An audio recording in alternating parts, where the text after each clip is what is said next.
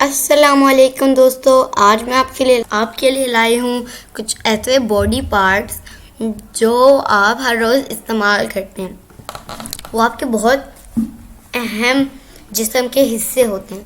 तो चलिए देखते हैं। Parts of body. सबसे पहले आ जाता है सर। बालों को हम कहते हैं हेयर। ये होती हैं हमारी आईब्रो। ये होते हैं हमारे कान, ईयर। ये होती है हमारी चिक्स। टंग, ये होती है हमारी टंग। नेक, ये होती है हमारी नेक। माउथ, ये होता है हमारा माउथ। टीथ, ये होते हैं हमारे टीथ। नोज, ये होती है हमारी नोज।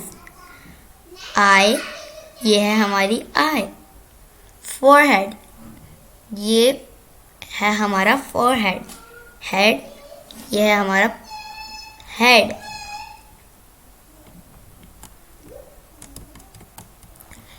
इसको कहते हैं हम चिन। ये होते हैं हमारे शोल्डर। ये होता है एल्बो। ये होती है हमारी हिप। ये होता है हमारा स्टमक।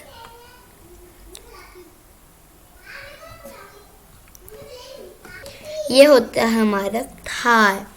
ये होती है हमारी फिंगर्स। ये होता है हमारा हैंड।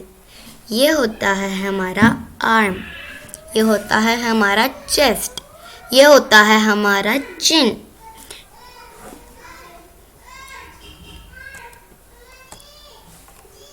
ये होती है हमारी नी। ये होता है हमारा एंकल।